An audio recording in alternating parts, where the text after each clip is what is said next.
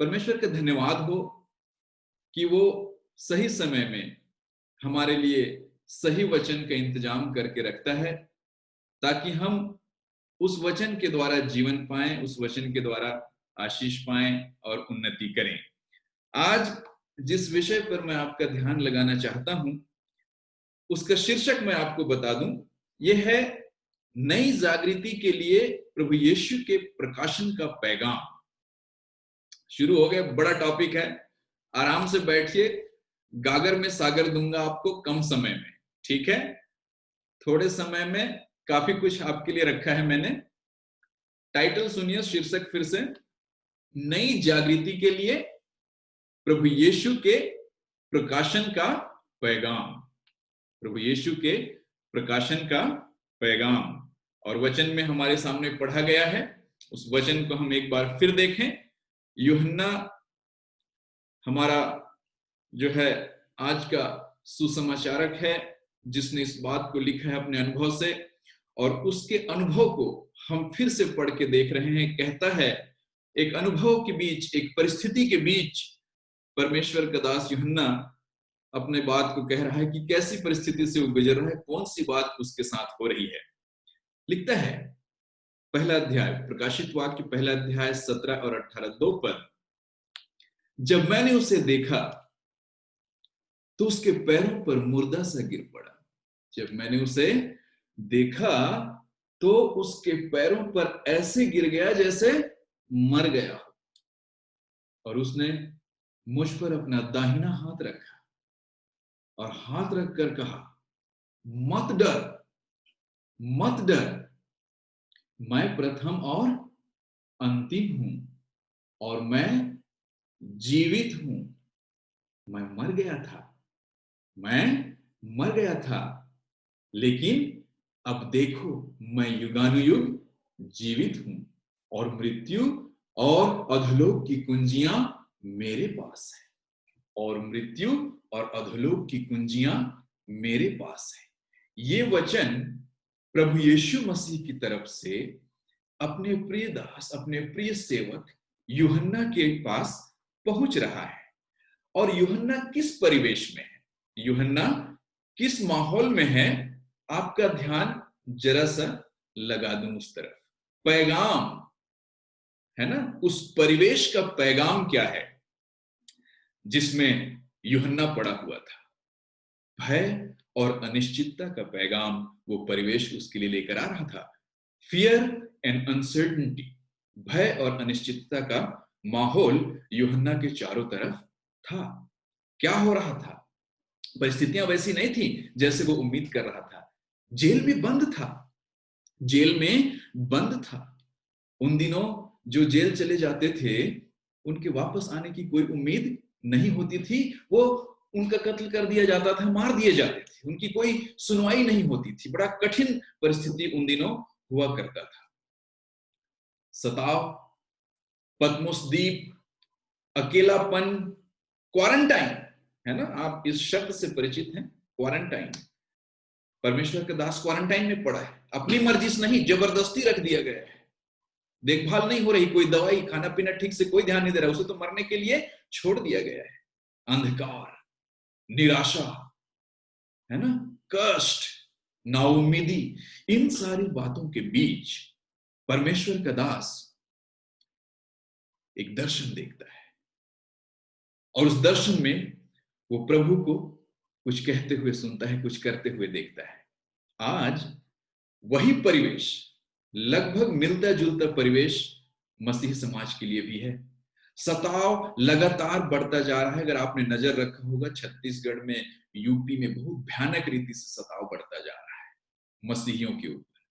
पिछले हफ्ते 15 परिवार छत्तीसगढ़ में बेघर हो गए। ये माहौल है हमारा। है, जब हम लोग आराधना कर रहे थे, जब लोग हम लोग आनंद उठा रहे थे, जब हम लोग सुरक्षित महसूस कर रहे थे, हमारे बहन भाई विश्वास में जो हमारा एक हिस्सा है, तकलीफ, अनिश्चितता में है, उनके घर जला दिए गए, है ना, बहुत नुकसान, बहुत दुख, बहुत पीड़ा का संदर्भ। यही हमारे संदर्भ का भी पैगाम है, हमारे परिवेश का भी यही पैगाम है। लेकिन इन अनिश्चितताओं के बीच और इन उलझनों के बीच इन क्वारंटाइन के माहौल के बीच आप और मैं क्या चाहते हैं? आपकी और मेरी क्या आवश्यकता है? यह सवाल बहुत इंपॉर्टेंट है और बहुत संक्षेप में इस सवाल का जवाब परमेश्वर का वचन हमें देता है।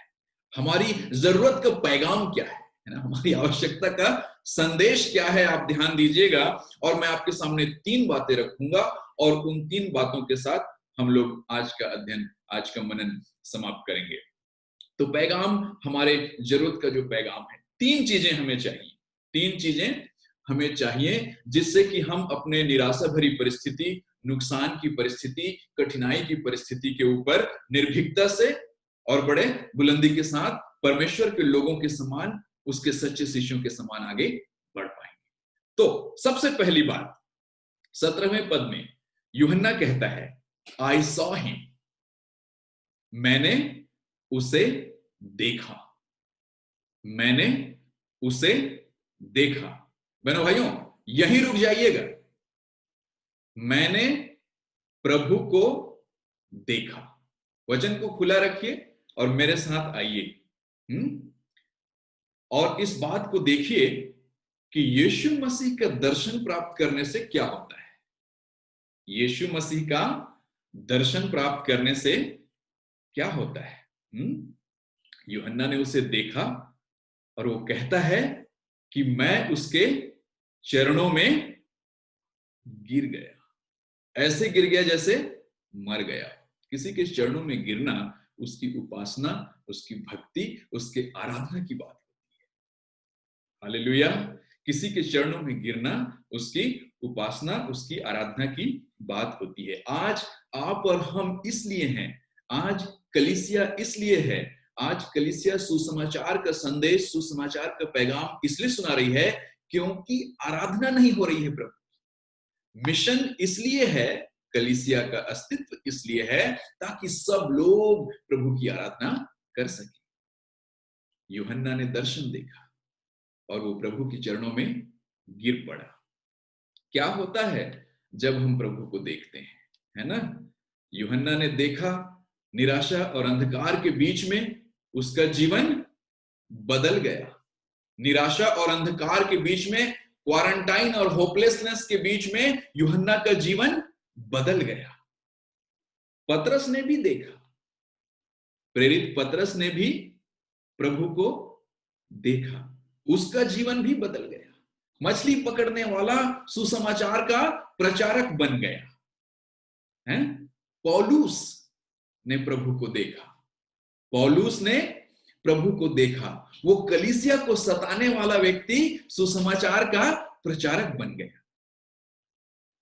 मैंने प्रभु यीशु मसीह को देखा।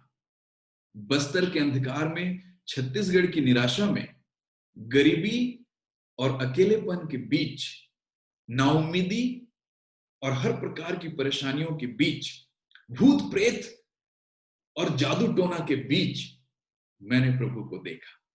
मेरा जीवन बदल गया। हालेलुया। लोग कहते थे ये बच्चा नहीं बचेगा, और मेरे साथ के बड़े बड़े तगड़े लोग आज इस दुनिया से जा चुके हैं।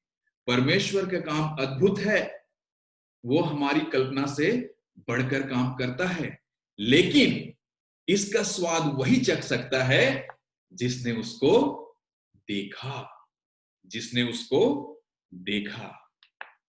बहनों भाइयों, जो यीशु को देखता है उसका जीवन हमेशा के लिए बदल जाता है। मेरा सवाल आपसे ये है आज की शाम, जब आप परिवार के साथ, बच्चों के साथ सब मिलकर मनन कर रहे हैं, सवाल ये है, देखिए, क्या आपने यीशु मसीह को देखा? क्या आपने प्रभु यीशु मसीह को देखा है? ध्यान दीजिएगा, जवाब नहीं दीजिएगा, मुझे जवाब नहीं चाहिए। आपको सिर्फ विचार करना है इस बात पर कि क्या आपने जीवन बदल देने वाले प्रभु यीशु मसीह को देखा है?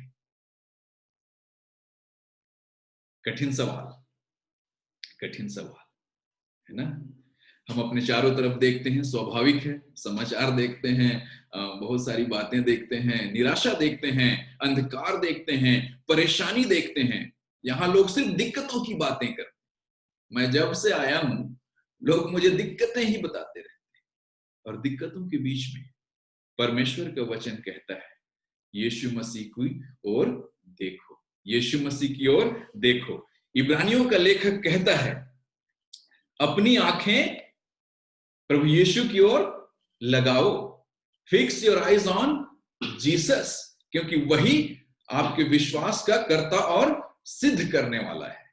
आप किसकी ओर देखते हैं? वो चीजों की ओर जो आपके विश्वास को डामाडोल करती हैं, वो परिस्थितियां जो आपके विचार को, ख्याल को हिला देती हैं, ऐसे समाचार जो आपका सिर फोड़ देती है ना, दिमाग खराब कर देती, इन चीजों को आप देखते हैं, या परमेश्वर के जीवन देने वाले वचन की ओर देखते हैं जो कहता है कि विश्वास को सिद्ध करना वाला यीशु को ताकिए, है ना। हम लोग स्क्रीन पे आंखें गड़ा चुके हैं, हमारी संस्कृति बदल चुकी है, अब तो फोन से नजर नहीं हटती, अब तो हमारी मीटिंग भी फोन पर हो रही है।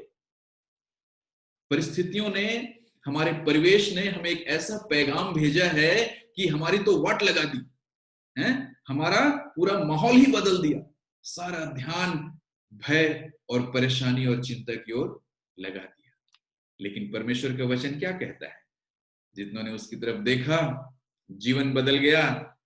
अगर आप प्रभु की ओर देख रहे हैं, आपने यदि प्रभु का दर्शन पाया है तो प्रेज गॉड, पर यदि आपने प्रभु का दर्शन नहीं पाया, आज आपके लिए समय है। अपने नजर को सही व्यक्ति पर लगाइए, अपनी दृष्टि सही स्थान पर लगाइए, अपनी आंखें सही बात पर लगाइए, परमेश्वर के वचन पर लगाइए, आपका जीवन बदल जाएगा। यह है पहली बात।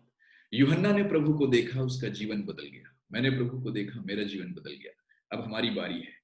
दूसरी बात जो मैं आपके सामने रखना चाहता हूं, दूसरी बात इसी वचन में देखिए, लिखा है कि उसने अपना दाहिना हाथ मेरे ऊपर रखा, उसने अपना दाहिना हाथ मेरे ऊपर रखा।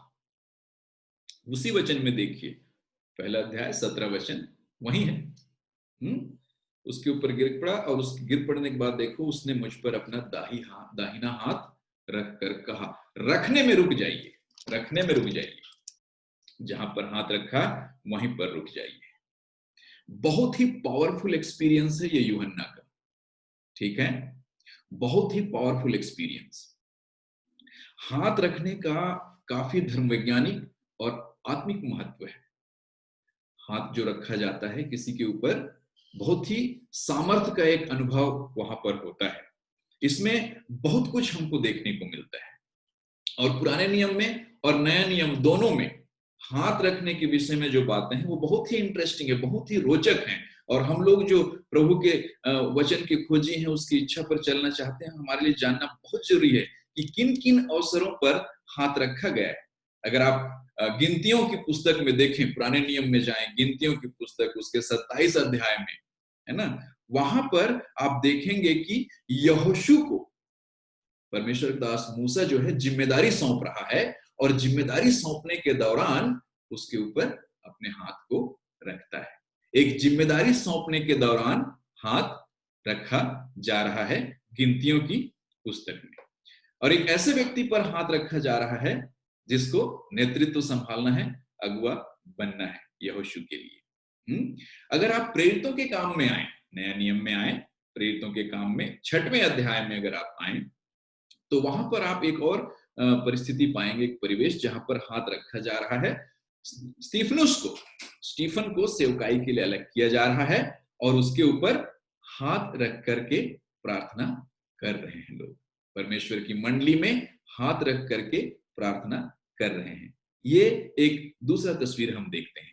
उसके आगे थोड़ा बढ़ेंगे, प्रेरितों के काम की ही किताब में थोड़ा सा और आगे बढ़ेंगे, देखेंगे तो 8वें अध्याय में उसके 14 से 17 वचन में एक हम परिस्थिति को देखते हैं, जहां पर पवित्र आत्मा के प्राप्त किए जाने के लिए हाथ रख करके दुआ किया जा रहा है। ठीक है, हमने पुराना नियम में देखा नेतृत्व के लिए, अगुवाई के लिए जो है सौंपे जाने के लिए हाथ रखकर दुआ किया जा रहा है। नए नियम में भी सेवकाई में, विशेष सेवकाई के इस्तेमाल होने के लिए हाथ रखकर दुआ किया जा रहा है। फिर पवित्र आत्मा के वरदान के लिए हाथ रखकर दुआ किया जा रहा है। उसके बाद आप आगे बढ़ते हैं तो याकूब की पुस्तक में, और ये सब आप जानते हैं इस वचन को, बहुत प्रसिद्ध वचन है याकूब में। याकूब के 5वें अध्याय के 13 से 15 वचन में पढ़ते हैं, यदि कोई तुम्हारे बीच में बीमार हो, है ना, उसे लाओ और मंडली में उसके ऊपर तेल मला जाए और प्रार्थना किया जाए, और प्रार्थना से ना केवल उसकी बीमारी दूर होगी परंतु उसके पाप भी क्षमा हो जाएंगे। ना केवल उसकी बीमारी दूर होगी बल्कि उसके पाप भी क्षमा कर दिए जाएंगे। देखिए, अब इन सारी बातों को आप ध्यान में रखते हुए आइए, एक लीडर के रूप में आप उभर रहे हैं, एक अगुआ के रूप में आप उभर रहे हैं, आपके ऊपर हाथ रखा गया है कि नहीं? आपको पवित्र आत्मा का वरदान मिला है कि नहीं? क्या आपके ऊपर हाथ रखने से पवित्र आत्मा का स्पर्श आपके जीवन में आया कि नहीं? क्या आपने चंगाई का अनुभव किया है कि नहीं किया है? यदि नहीं किया है, यदि ये चीजें अभी नहीं हुई हैं, तो बहुत सरल शब्दों में मैं कहना चाहता हूं कि हमें यीशु मसीह के स्पर्श की आज और अभी इसी वक्त आवश्यकता है। आज इसी वक्त हमें प्रभु यीशु मसीह के स्पर्श की आवश्यकता है। क्या होता है प्रभु यीशु मसीह के छूने से? जब प्रभु यीशु मसीह अपना हाथ हमारे ऊपर रख देते हैं तो हमारी बीमारियां दूर हो जाती हैं। हमने डीएनए वाली टेस्टिमनी सुनी। पास्टर रॉबिन आमोस ने कहा कि उनको डीएनए बदलने का पैगाम मिला। हालेलुया। हमको चंगाई का पैगाम कौन दे रहा है आज? डॉक्टर लोग तो केवल डरा रहे हैं, आपको अच्छा अच्छा खाने से रोक रहे हैं। मेरे साथ भी ऐसे ही हो रहा है। मैं नहीं सुनता, मैं वचन की सुनता हूं, और वचन कहता है परमेश्वर के लोगों को परमेश्वर खुद संभालता है। हमारी सुरक्षा यहोवा स्वयं है। हमारी सुरक्षा यहोवा स्वयं है। यदि इंसानों के कैलकुलेशन के अनुसार हम चलते बहन भाइयों, हम तो होते ही नहीं दुनिया में। आई वॉज डेड ऑलरेडी, बचपन में ही खत्म, ये लड़का नहीं बचेगा, ये बच्चा नहीं बचेगा, वो तो हमने बचपन में ही सुन लिया। आज वचन से हमें जीवन मिलता है, प्रभु के स्पर्श से हमें जीवन मिलता है। क्या यह स्पर्श आपके पास है? प्रभु तो छूने के लिए आज भी तैयार है। पता है, लूका में एक बहुत खूबसूरत बात का वर्णन मिलता है। लूका रचित सुसमाचार में जब प्रभु यीशु मसीह दुनिया में थे, शरीर रूप में थे, काम कर रहे थे, वहां पर लूका के 6वें अध्याय के 19 वचन में आप देखिएगा, लूका 6 का 19, ये वचन आप भूलना नहीं, बहुत इंपॉर्टेंट है, बहुत ही महत्वपूर्ण वचन है ये। लूका 6 का 19। बहुत से लोग यीशु मसीह को छूना चाहते थे। बहुत से लोग यीशु मसीह को छूना चाहते थे। ध्यान से देखिए उस एक वचन को। बहुत से लोग यीशु मसीह को छूना चाहते थे। क्यों? क्योंकि उनसे सामर्थ निकलती थी और लोग चंगे हो जाते थे। उनका टच कर देने से, उनका जरा सा स्पर्श कर देने से, उनके कपड़े को छू लेने से लोग चंगे हो जाते थे। आज सवाल यह है कि क्या हम इस रहस्य को जानते हैं कि प्रभु के स्पर्श में चंगाई है? मसीही कलीसिया के लिए सवाल है। और मैं आपको बताऊं, बाहर वालों को पता है, बाहर वालों को यीशु मसीह से प्रॉब्लम नहीं है, बाहर वालों को प्रभु यीशु से कोई प्रॉब्लम नहीं है, उनको हम लोगों से प्रॉब्लम है। हमारे कल्चरल अपीयरेंस, हमारी बातें, हमारे काम करने के तरीके से लोगों को प्रॉब्लम है। लेकिन अगर आप सचमुच देखें, अन्य जातियों के बीच में प्रभु यीशु मसीह की कोई समस्या नहीं। वो चाहते हैं उसे, क्यों? क्योंकि वो तो सच्चा गुरु है, वो तो चंगा करने वाला प्रभु है, उसके जैसा प्रभु और कोई नहीं है। लेकिन हम लोग इस चीज को नहीं जानते। हमारा जीवन को हम ना दूसरों को छूने देते हैं। हाँ, क्या क्या छूने देते हैं? परेशानियों को छूने देते हैं, हम अपने जीवन को चिंताओं को छूने देते हैं, हम अपने जीवन में नकारात्मक बातों को छूने देते हैं।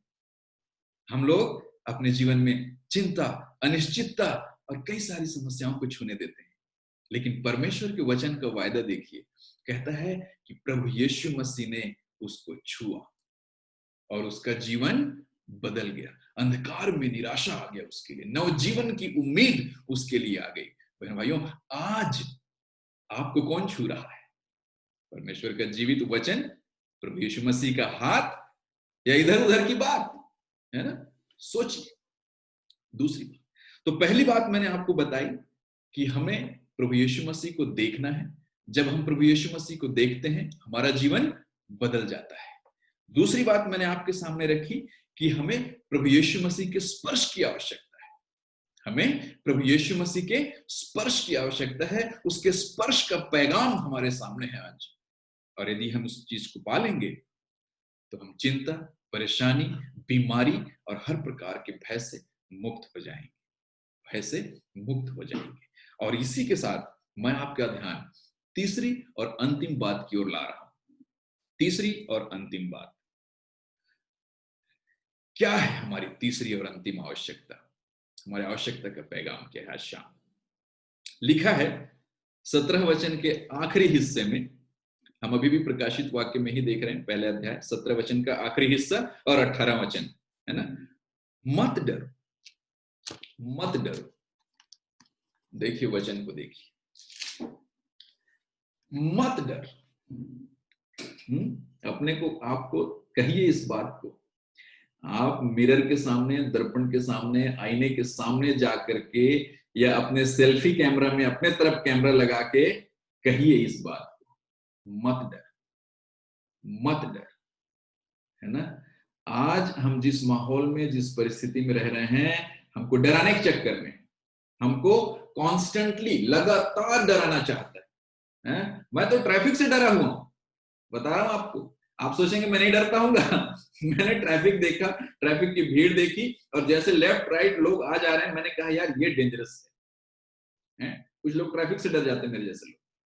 लेकिन परमेश्वर का धन्यवाद हो, उसका वचन कहता है मत डर, मत डर, मैं प्रथम और अंतिम हूं, और मैं जीवित हूं, और मैं मर गया था और अब देख मैं युगानुयुग जीवित हूं। मृत्यु और अधोलोक की कुंजियां मेरे ही पास है। हम लोग आराधना के दौरान बार बार इस बात को सुन रहे थे, है ना? ये कोरोना वायरस और मौत का भय हमारे चारों तरफ।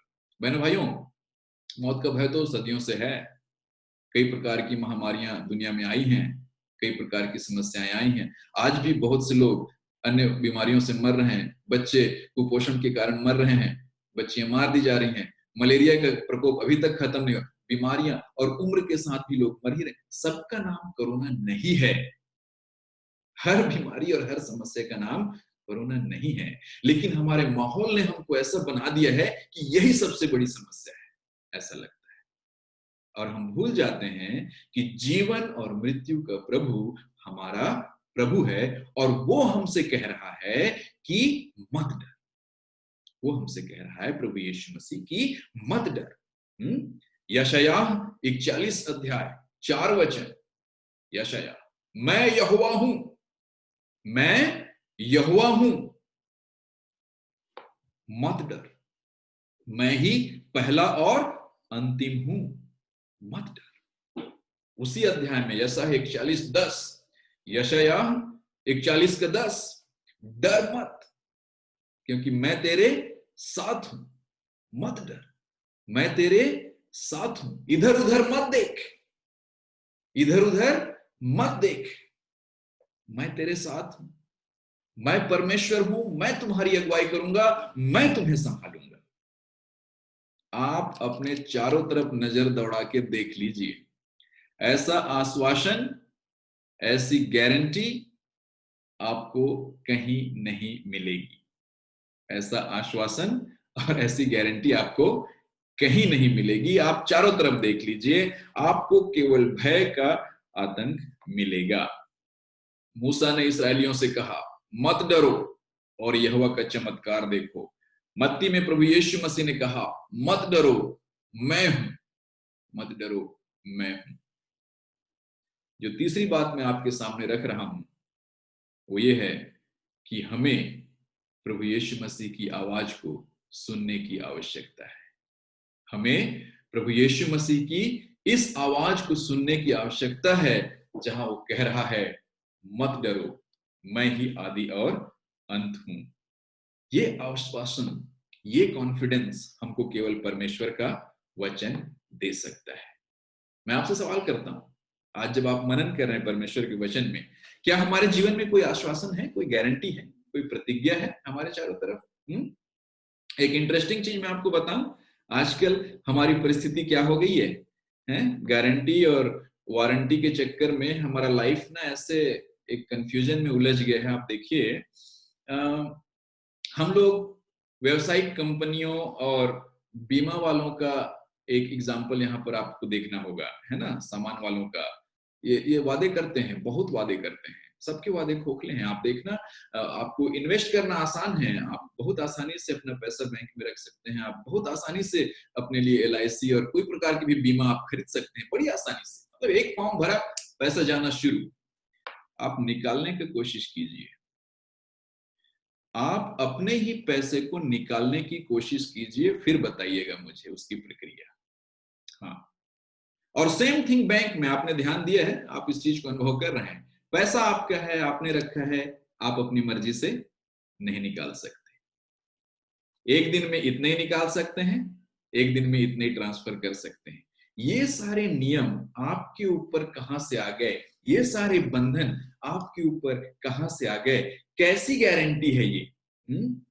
कैसा समस्या है ये जिसका अब हम सामना कर रहे हैं?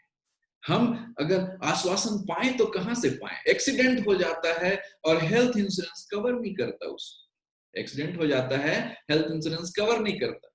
कई बार ऐसी घटनाएं घटती हैं जिससे दिमाग खराब हो जाता है। एक बार कार ठुक गया, है, कार ठुक गया, उसमें से वो नहीं निकला, क्या कहते हैं उसको, एयर बैग नहीं निकला, है? कार ठुक गया खंबे से, नई कार, उसमें से एयर बैग नहीं निकला। कंपनी वाले कहते हैं आपने ठीक से नहीं ठोका। अरे और कितना ठोकेगा, आदमी मरते मरते बच गया। तो गारंटीज की स्थिति देखिए, परिस्थितियों को देखिए। जब हम मर जाएंगे तो लोग हमारे बचे हुए इन्वेस्टमेंट का आनंद उठाएंगे। बिजनेस है ये भयानक बिजनेस है। इस परिस्थिति में आश्वासन कहां से मिलेगा, गारंटी कहां से मिलेगा? बहनों भाइयों, धोखा ना खाएं। संसार केवल मुनाफाखोरी के लिए जी रहा है और वो आपकी भलाई नहीं चाहता। आपकी भलाई केवल परमेश्वर के वचन में है, जीवित परमेश्वर के प्रतिज्ञा में है। वही चाहता है, वही कहता है यिर्मयाह के 29 और उसके 11 में। यिर्मयाह नबी की किताब 29 अध्याय 11 वचन में परमेश्वर का वचन कहता है कि मैं जानता हूं कि तुम्हारे लिए मेरी कल्पनाएं क्या हैं। मैं जानता हूं कि तुम्हारे लिए मेरी योजनाएं क्या हैं। मेरी योजनाएं, परमेश्वर कहता है, तुम्हारे भलाई के लिए है, तुम्हारी संपन्नता के लिए है, तुम्हें आशा और भविष्य देने के लिए। हालेलुया, आशा और भविष्य देने के लिए। परमेश्वर की प्रतिज्ञा हमें आशा और भविष्य देने के लिए, आशा और भविष्य देने के लिए। दुनिया हमें नहीं दे सकती आशा, दुनिया हमें भविष्य नहीं दे सकती। दुनिया ने हर कदम पे मुझे यही कहा कि तुम ये नहीं कर सकते, तुम इसके लिए क्वालिफाइड नहीं हो। हाँ, और आपने भी ये बातें सुनी होंगी। सबसे पहली बात जो मैंने सुनी इधर नॉर्थ में आकर के, मैं भी नॉर्थ का ही हूं पर मिडिल वाला, है ना, छत्तीसगढ़ से आने से इधर ज्यादा नॉर्थ, पहले MP हुआ करता था मध्य प्रदेश, उसके बाद थोड़ा सा हिस्सा छत्तीसगढ़ हो गया। बस्तर से आने से यहाँ पर एक बड़ा सवाल किया गया, कहां से आए हो? बस्तर से साहब। बस्तर से आए हो, अंग्रेजी में कैसे पढ़ाई करोगे, है ना? बस्तर का एक अपना पहचान था उस समय। गांव में ऑलरेडी एक पहचान थी, जातिवाद की अलग समस्या थी। मछली पकड़ने वाले हो, मछली ही पकड़ो और कुछ मत करो, और कुछ कर भी नहीं सकते तुम। परमेश्वर का धन्यवाद हो कि जब पतरस ने प्रभु यीशु मसीह को देखा तो मछली पकड़ने वाले से इंसान पकड़ने वाला बन गया। हालेलुया। आज आप और मैं क्या हैं दुनिया की नजर में, हैं? मेरे को कहते थे तुम नहीं पढ़ सकते, थोड़ा ज्यादा ही पढ़ लिया प्रभु की दया से, पर वो भी उसी के सामर्थ्य में होकर, उसी की प्रतिज्ञा में होकर और उसी की महिमा के लिए। क्योंकि बोल्डनेस असली बोल्डनेस तो वही देता है, असली गारंटी तो प्रभु के पास है, जीवन की भी, शिक्षा की भी और पद बदलने की भी। मेरी एक कविता है जो मैंने गाजीपुर के अनुभव के बाद लिखा था, है ना। गाजीपुर यूपी, उधर में एक अनुभव था, उसके बाद लिखा था एक कविता। उस एक लाइन को तो बोल ही देता हूँ। चरवाहे को राजा वही है बनाता, चरवाहे को राजा वही है बनाता, दीनहीन को वही है उठाता, दीनहीन को वही है उठाता, उसी में नया अंदाज है, मसीह मेरा प्यार है। बहनों भाइयों, जब मसीह मेरा प्यार बन जाता है, वो जो है जीवन बदल देता है ना। दलदल की कीच से उठा लेता है, दलदल की कीच से उसी ने निकाला, संतों के बीच में उसी ने बिठाया, दलदल की कीच से उसी ने निकाला, संतों के बीच में उसी ने बिठाया, उसी ने किया उद्धार है, मसीह मेरा प्यार है।